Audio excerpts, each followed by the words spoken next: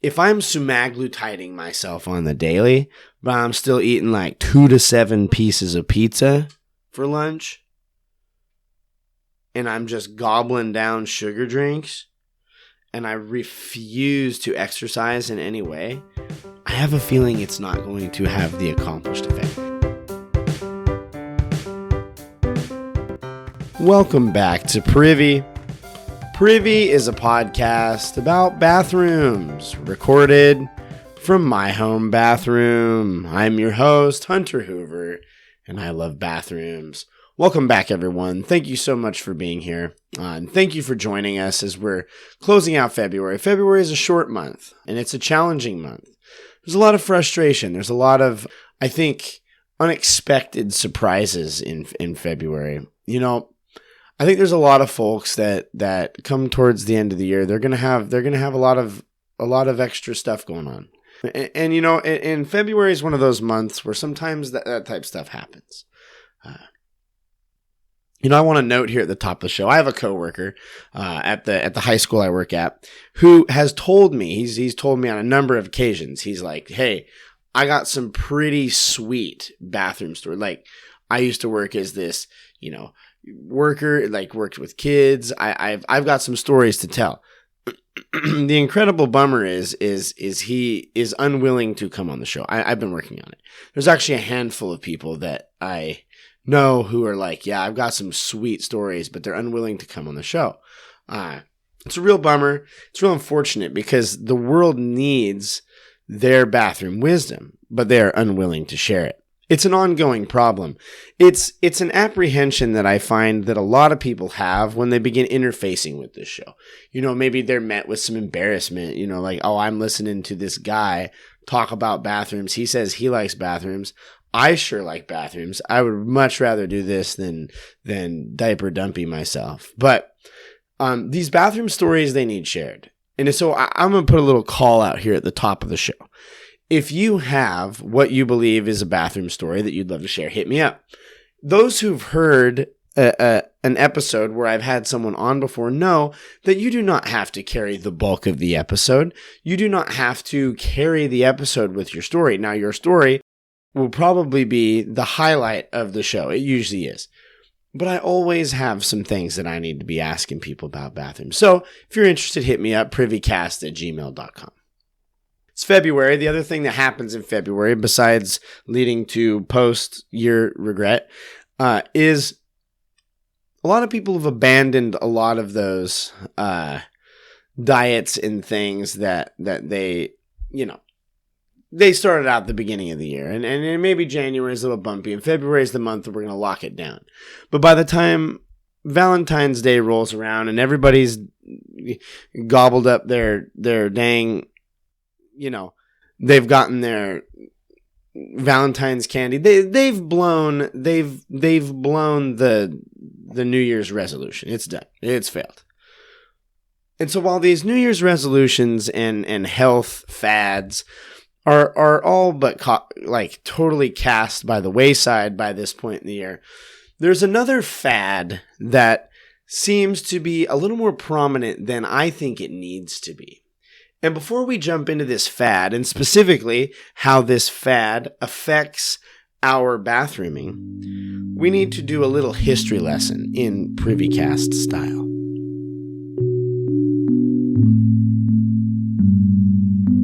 In 1902, British physiologist William Bayliss and Ernest Starling, those are some very British names, by the way, I might add, they discovered a chemical, a compound in our bodies called secretin. It's the first hormone which they discovered helps regulate pancreatic secretions. This discovery marked the beginning of research into gastrointestinal hormones and their role in the metabolic process. In other words, they started to learn about how the very yummy drippy juices that our internal organs produce help break down the food and metabolize the food that we eat. Just an FYI, in today's episode, we're going to say the word secretion a lot. So if the word secretion is a word that bothers you, I'm sorry. but we're going to say secretion a lot this episode. It's an unfortunate byproduct of us talking about these things, but what's a guy to do? Secretion. The idea of incretins were more of a concept. The term incretin or incretin was introduced to describe gut-derived factors that enhance insulin secretion in response to oral glucose. So you eat the yummy sugar glucose, yum, yum, yum, yum, yum, yum, yum, yum, yum, yum. And then your gut, this incretin is this thing that helps enhance insulin secretion in order to respond to that intake of glucose. So like you eat a big fat brownie, you eat a big sloppy wet brownie, big old sloppy guy.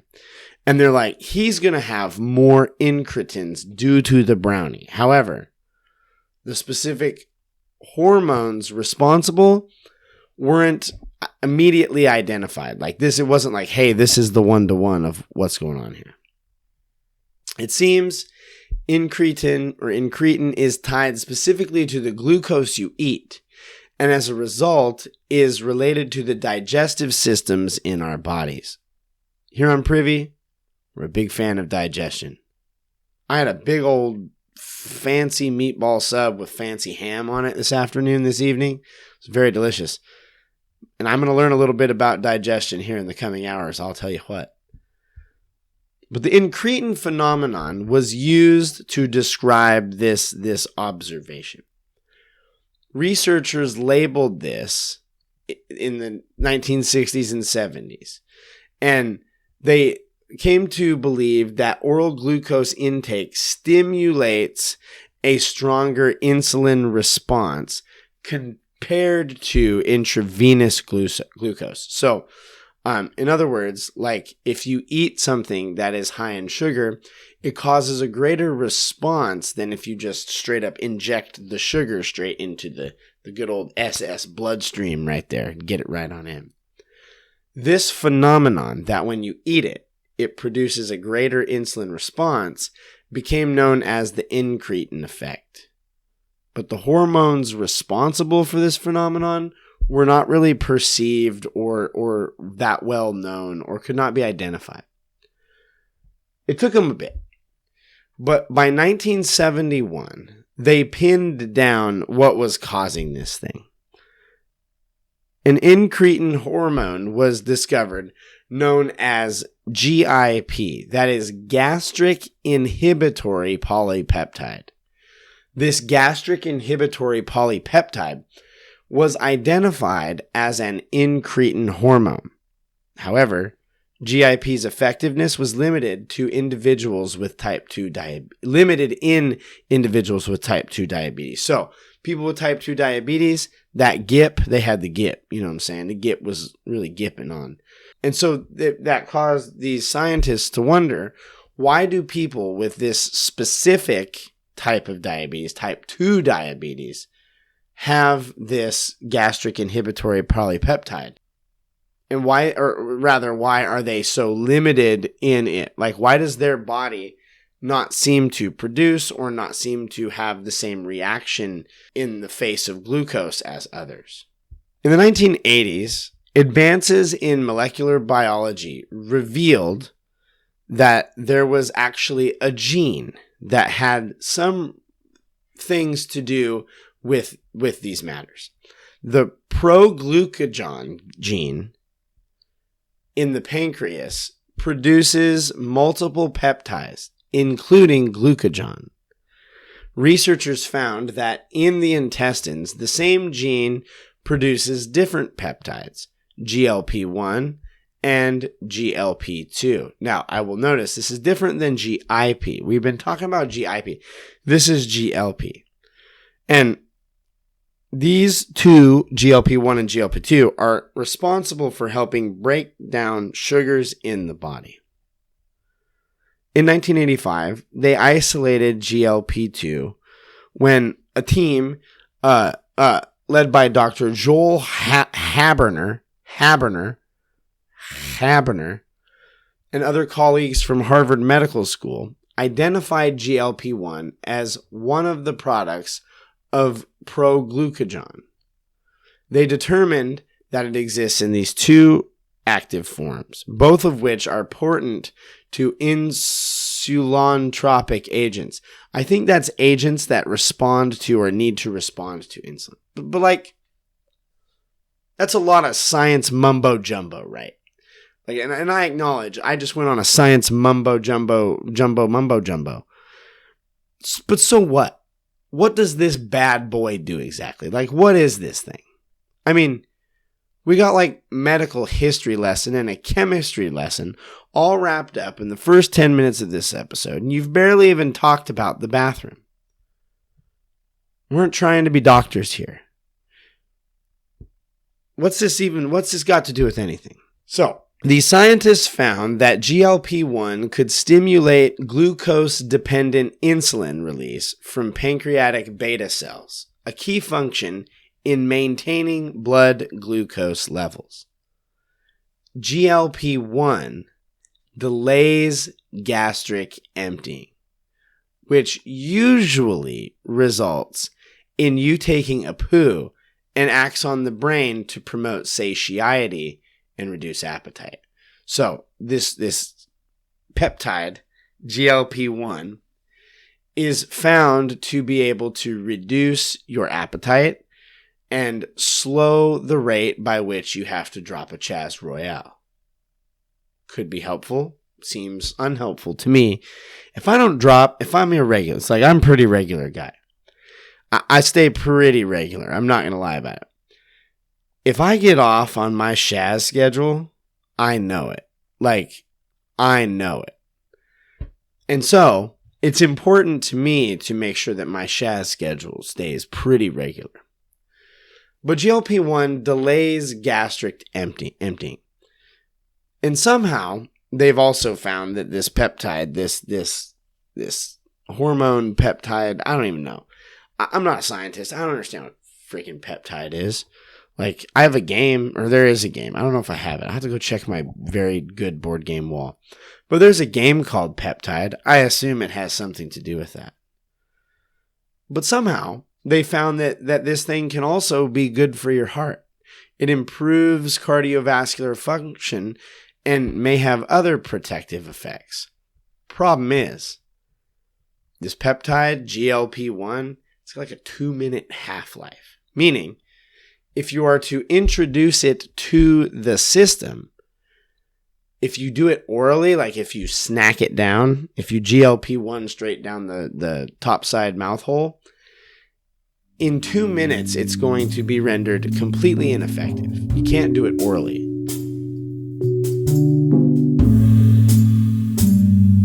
And so, they went looking for something a little more stable.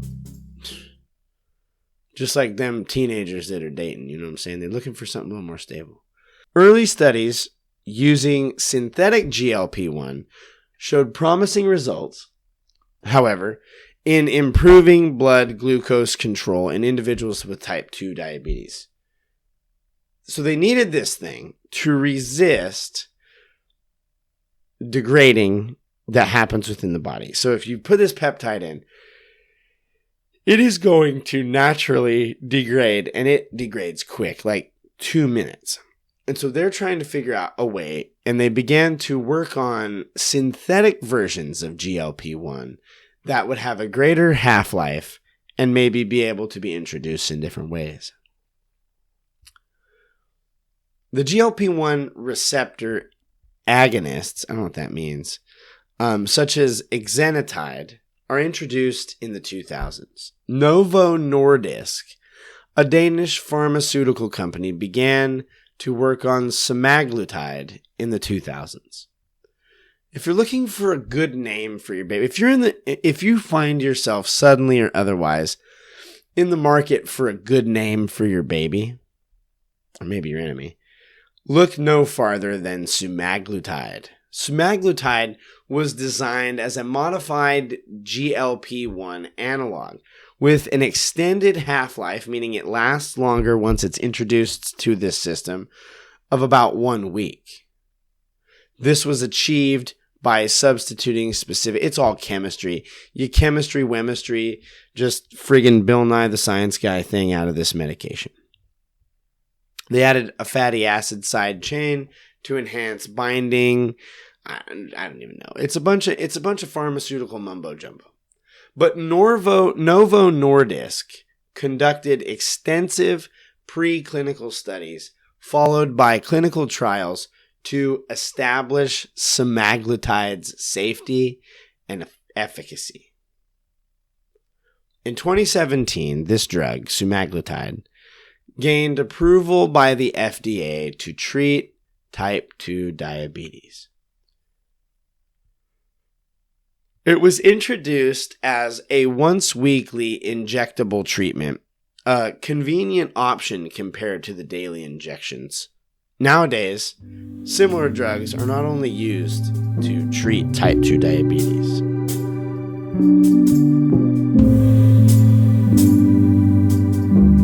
Semaglutide and other similar drugs began to be explored for their benefits in treating obesity. Observations from diabetes trials showed that semaglutide also led to significant weight loss. Novo Nordisk initiated trials to study higher doses of semaglutide in treating obesity. So, you give them the shot, make them skinnier. Clinical trials for obesity began in 2021, where they showed they can lower body weight when paired with lifestyle changes. That lifestyle changes seems to be pretty important. Like, if I'm semaglutiding myself on the daily, but I'm still eating like 2 to 7 pieces of pizza for lunch, and I'm just gobbling down sugar drinks, and I refuse to exercise in any way, I have a feeling it's not going to have the accomplished effect. I think that lifestyle change is pretty important to this situation. Those lifestyle changes, they're important. That's all I'm saying. But the drug gained approval, semaglutide and others, it gained approval for weight loss in 2021 under the brand name Wegovy for chronic weight management in adults with obesity or overweight and at least one weight-related condition, such as hypertension or dyslipidemia. I don't know. In other words, if they deemed that a person is big enough to where they're going to have health complications either now or down the line, they would prescribe them Wegovy. It is a fat loss drug, a weight loss drug. Sorry, I can't use weight loss. But another similar drug, Ozempic, took on the role of the diabetes management, while Wegovy was more the weight loss drug. These are still injections, and researchers are exploring oral formulations, already approved as Rybelsus, and investigating semaglutide for other potential indications, such as non-alcoholics. They can't say that word. Don't know it. But Ozempic, semaglutide, gained a significant popularity in the last few years as a weight loss drug due to its remarkable effectiveness, its mechanism of action, and the growing demand for safe and effective treatments for obesity. Apparently, exercise, dieting, and self-control just won't cut it. Here are the primary reasons for Ozempic's popularity.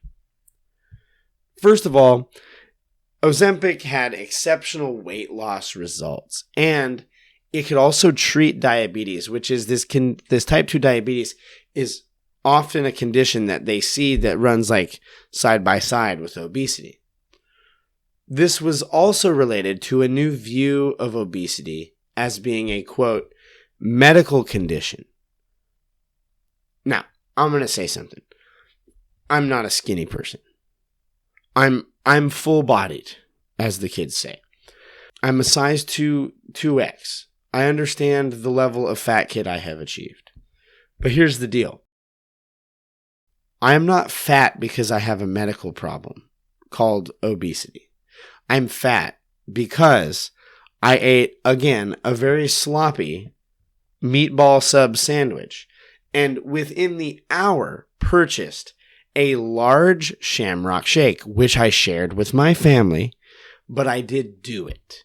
Do you know what I'm saying? Like, I'm not blaming a medical condition for the fact that I like Oreos. I'm not blaming a medical condition for the fact that video games are more fun than exercising. It's just true. And so, it has nothing to do with me thoroughly enjoying pizza and ice cream. It's a medical problem. That's pretty much what these people are trying to say. But Ozempic also got a lot of press, even though there were alternatives out there. Social media and other celebrity endorsements really drove Ozempic's popularity way, way up. Another reason that people point to Ozempic's popularity was the global pandemic. This thing called the novel coronavirus, an echo chamber in which men and women, but kind of like men, decided to really hunker down and start podcasts. You know, it's just weird. It's a weird phenomenon. It's weird. I've seen a lot of people wearing masks again recently, and I'm not here to make a comment about the masks. But it is kind of traumatizing when I see that, and people are going to hear that and be like, shut up. Yes, as you should. But my thing is the whole mask thing was kind of hellish to me. It was very awful. I remember the day that they lifted the mask mandate, and I was like, you'll never be able to put it back on. You got me, fooled me once, shame on me, or shame on you, or whatever, and you're not going to fool me twice on this. It's just an unbearably awful experience. But here we are. We must soldier forth. But the global pandemic, the novel coronavirus, caused a huge spike in profit from the pharmaceutical company. It's weird how that worked. It's weird how, as we directly, were pushing this idea of a need for a vaccine, we were also making woofy bucks off of that vaccine. It's fascinating to me. I don't know if there could possibly any collusion or anybody that was pushing an agenda in order to make a trainload of money. Fat shot. Also, it's considered so in this, they began to, as the coronavirus pandemic ended, they had these new profit margins that were kind of unheard of. And they're like, how do we meet these profit margins? How do we meet these profit expectations again? And so they began to push Ozempic as a fat loss, weight loss drug in order to drive up some sales, some profit margins on these companies, pharmaceutical companies. Also, because the procedure and the use of this medication can be considered medical, a lot of it is covered by insurance. As we discussed, Ozempic and other similar drugs take a significant role in your bathrooming. They come up a lot there. They're going to affect you when you get in the zone. It should be noted, if you're looking to Ozempic for weight loss or blood sugar regulation, and you're concerned about the bathroom, you should be aware of a number of things. Before I continue, another thing you should be aware of is that I'm not a doctor. I've never been to medical school. I barely go to the doctor to be checked up. And so don't take anything that I tell you for medical advice. This is explicitly not medical advice, and nothing in this episode has been. But you should be aware, if you're looking toward Ozempic or other similar drugs for weight loss control, about a number of ways that it is reported to affect you in the bathroom. Now, depending on where you look, there are reports that say Ozempic can cause both diarrhea and somehow constipation. And it's a baffling phenomenon, truly. These drugs that have both diarrhea and constipation as a side effect always throw me for a loop, because in my brain, diarrhea and constipation are like the opposites. And in my brain, it's difficult to have the opposites at the same time. You're either plugged up or it's rocketing through you. It's usually rocketing through me. You know what I'm saying? It's flying right through me. It is noted that you can also experience nausea and vomiting from Ozempic. Those two are a no-fly for me. If a medication is non-necessary, like if it is to treat something that I don't need to be treated and it causes nausea and vomiting, I don't know about that. Like, I might be a hard skip on it. That's just me. So about 8%, it says, of people who have taken Ozempic experience diarrhea. And there's a number of sources that say that if you avoid fat-rich foods and sugary drinks, it can help keep the diarrhea down. And that's because it's just passing that stuff through. It's not trying to break it down. It's just moving it along the way. In some cases, it can be severe enough diarrhea that you elect to stop taking the medication. That is reported to be a thing that happens. Some people, the squirts get so bad that they're like, I'm done. I'm done Ozempicing myself. But in most cases, the runs would go away on their own. In fact, if 8% of people who use Ozempic experience diarrhea, which is not nothing. I mean, imagine if you went to McDonald's and they gave you a bag of food and they said, hi, 8% of our food is going to give you flaming, raging diarrhea. Would you do it? Would you still eat it? I know I would. I would eat it. And then I would get the peoples who have decided they're not going to eat it, and I would eat theirs. But if 8% of this population experience diarrhea, GoodRx reports that 4% of those quit taking the medication due to rigorous diarrhea. And I want to know, like, that's actually a lot. Like 4% of people are like, the diarrhea has overcome me so much. The wild spray is more than I can handle. Usually, the diarrhea will last for 3 days to a week. As your body adjusts, you'll likely be experiencing diarrhea. Ozempic does this because it changes the way your body absorbs nutrients and impacts how quickly things move down the digestive tract. What's even more wild is on Ozempic, many people experience, again, both diarrhea and constipation at the same time.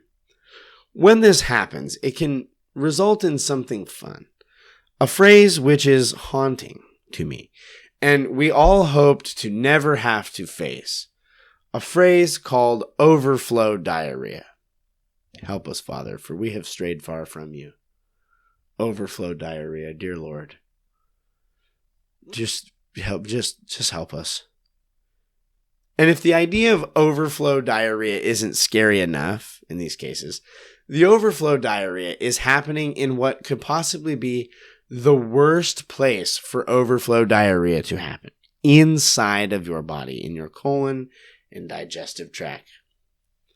What happens is you get constipated and the poo sets up and it's like, it just hardens right there inside. You're just smashed, just doink, just really clogged up the pen down in there. Then, as the Ozempic makes the diarrhea run wild, it runs into the poop plug mid-tract, mid-system, and it begins, because it cannot pass through, it begins to eke out the edges of the turd log that is still in the system. That's so fun. Just a seepy turd log.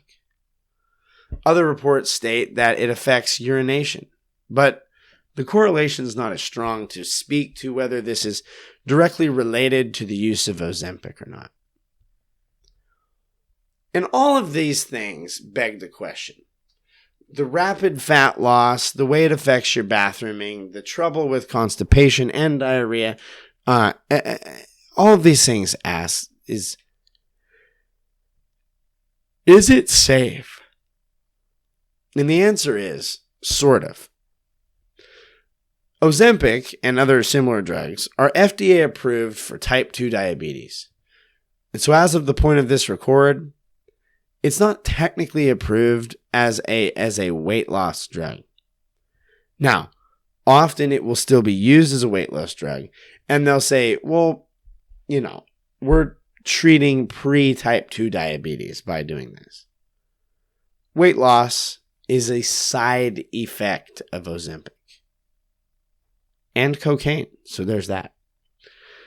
It's not recommended for weight loss, but I'm not a doctor and this isn't medical advice. So talk to your doctor. If you want to shed some pounds quick, I guess you could stab yourself in the tummy with Ozempic. I mean, it seems like it would work. It's worked for lots of people. Talk to your doctor.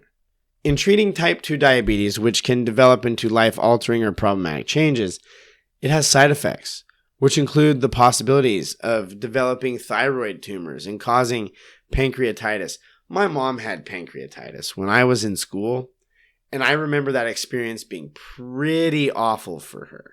Like, pretty awful. It's not a miracle shot that's going to make you skinny, but it will. Except for it comes with some side effects and possible ongoing problems for the person who uses it. I'm fat. Hello. It's me. The Diary of a Chunky Kid.